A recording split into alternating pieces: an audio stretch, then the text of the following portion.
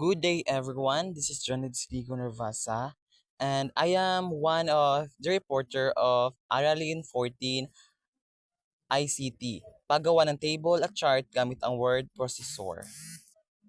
In this topic, we will tackle also uh, kung unsa ba jud ang word processor, as well as we will discuss also the different types of tables and how to create uh, charts as well. Okay, let's start. For the question, ano ang word processor? Word processor, software siya nga motel siya sa computer and as well as mutabang sa computer kung unsa ang i-edit, unsa ang buhaton, unsa ang i-graph, unsa ang i-form sa chart, and anything nga gusto buhaton from the instruction. A best example for that is ang Word, uh, Microsoft, and so on. Munang ginagamit sa mga students as well as most especially for us as students kanid man nato na kay you know pag mag-instruct ang teacher og hard copying for this topic for that so muna itong ginagamit para mag-edit and for to layout as well. Okay, let's proceed to table. For table naman, it is a collection of data, personal information for that specific uh, target. For example, kanang magbaligya ka. Dapat, kung maghimo kag table nimo dapat nakay category nga adlaw, baligya nimo, and kanang kita nimo sa kana nga mga foods. Table as well should created in a form of lines, columns, and categorized level of items and categories. So here's an example of table, guys. So as you can see here, na siya araw, merienda, and kinita. So by its category, by its item, naa siya mga information kung sa araw pila ka adlaw or what day 1, day 2 for foods, merienda kung unsa ilang ipang baligya, and for uh, ilang kinita which is mo to mga number nga pila ang ilang nahalin for that specific time, specific food as well. Now let's proceed to ano ang chart. Okay, for chart naman guys, just like table, it is a form of kuan graph siya which is para sila ipakita og information. But for chart naman, it is a form of graphs nga ang ginapakita niya, ang gina-show niya is ang data, ang whole data for that specific targets or for those collected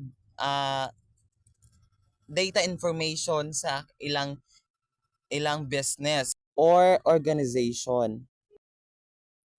We all know already nga the chart is showing of data collection or numerical numbers of data in their business and organization. And so here's the iba't ibang uri ng chart. There are so much kind of chart. And let's start for number 1. Bar chart, binubuo ito ng mga pahalang na pariha ba na nagpapakita ng paghambing ng mga numerical na datos. So guys, so mali man dili siya wala na mo nabutangan o kuan siya guys sa libro, wala siya. Ang kaning nakita diri guys is number 2.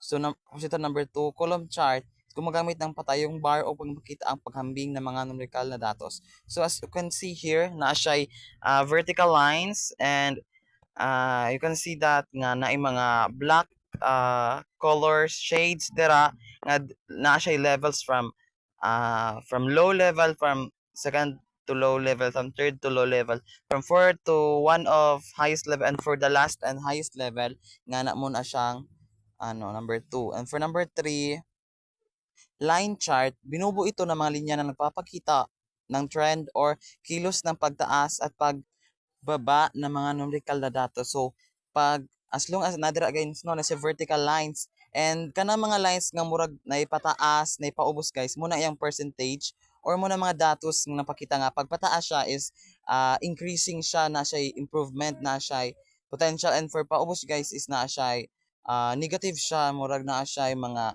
lapses and so on. Number 4, pie chart. Kamukha ito ng pizza pie. Nagpapakita ng ganitong uri ng chart na nagpakahati ng isang buo ng iba't ibang kategorya.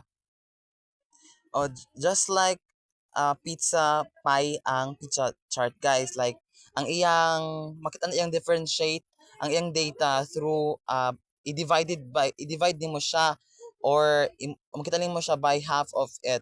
Circle siya and ang half niya mo ng iyang mga data, and kung ang half niya is dako siya mo ang pinakadako nga data and pinakagamay is kanang na siya half nga gamay pod. Now, let's proceed to paggawa ng table. Subukang gumawa ng table gamit ang word processing application. Sundan ang mga proseso. So, here's the tip guys kung paano ta magbuhat og table sa mga wala pa na kabalo sa pagbuhat og table. Here's the perfect time sa to take note and to practice. Number 1, buksan ang inyong words processing application or anything guys nga maka-edit mo, for example Word, sa Microsoft or anything nga mas prefer nyo mag-edit. Number 2, i-click ang insert tab na makikita sa gawing itaas ng inyong screen. I-click ang table button.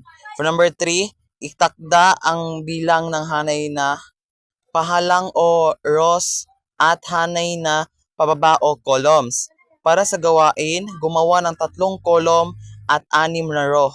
Magkakaroon ng table sa inyong document window. For number 4, i-type ang sumusunod na datos sa cells ng table. Pang-5, tingnan ang halimbawa ng output sa ilalim. Need na to tanawon ang mga examples kay para kung naay mali or mga information nga di dapat ibutang dira is pwede na to siya ilisan or ingana.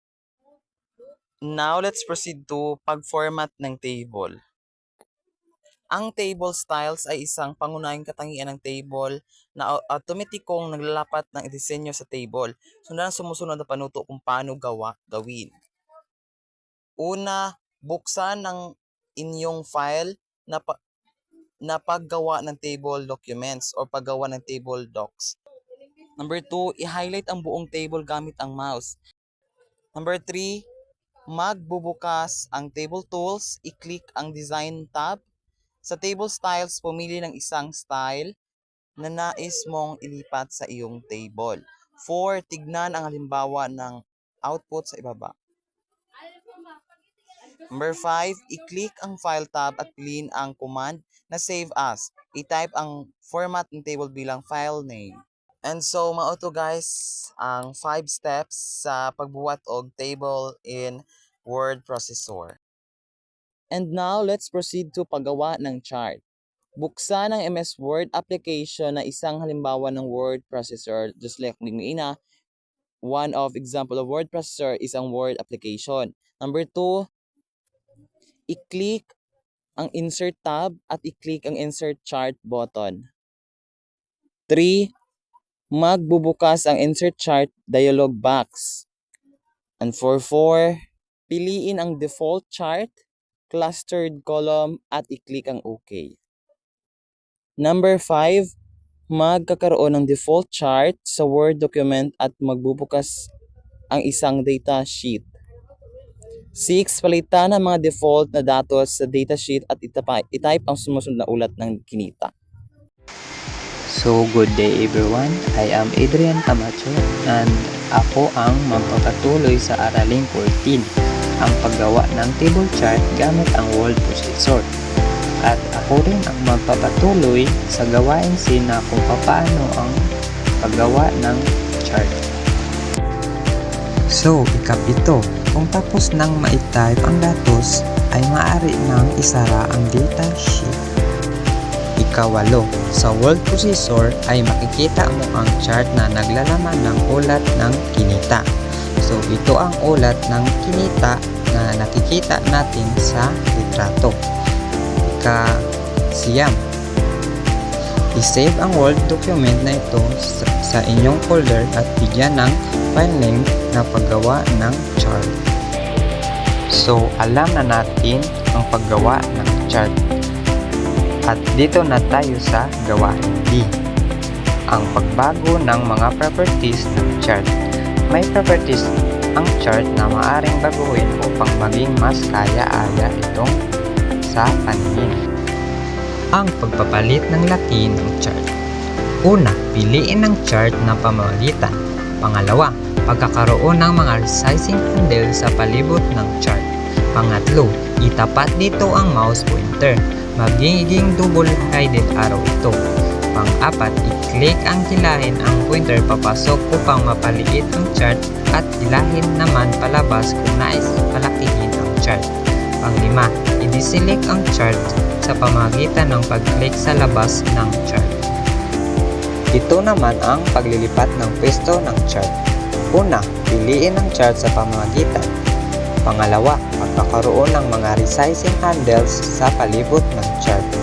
Pangatlo, itapat dito ang mouse pointer at sa kanto ng chart area. Masdan ang mouse pointer ay magiging 4-sided arrow.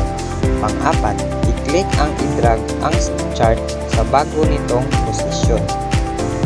Dito naman kung paano ang pagpapalit ng datos sa datasheet. Una, piliin ang chart sa pamamagitan ng pag-click nito. Pangalawa, sa ribbon ng MS Word screen ay magkakaroon ng Chart Tools tab at i-click ito upang mabuksan ang mga opsyon para sa chart. Pangatlo, magbukas ng Insert Chart dialog box at also maaari din mag-right click sa loob ng chart at i-click ang Edit Data command. Pang-apat, piliin ang default chart cluster column at i-click ang OK. Pang-lima, pagkakaroon ng default chart sa Word documents at pagbubukas ng isang data sheet. Pang-anim, i-type ang bagong datos. Pang-pito, kung tapos na ay maaari nang isara ang data sheet. Ito naman kung paano ang pagpapalit ng uri ng chart. Una, piliin ang chart sa pamamagitan ng pag-click dito. Pangalawa, sa ribbon ng MS Word screen ay magkakaroon ng Chart Tools tab. I-click ito upang mabuksan ang mga opsyon para sa chart. Pangatlo, i-click ang Change Chart Type. Pang-apat, magbubukas ang Change Chart Type dialog box. At maaari din mag-right click sa loob ng chart at i-click ang Change Chart Type. Pang-lima, piliin ang uri ng chart na nais i-apply o gamitin. Pang-anim, click ang OK button. Dito naman kung paano ang pag-format ng chart area. Una, piliin ang chart sa pamamagitan ng pag-click dito. Pangalawa, piliin ang format sa ilalim ng Chart Tools tab. Magbukas ang format option para sa chart. So, pangatlo, gamitin ang option.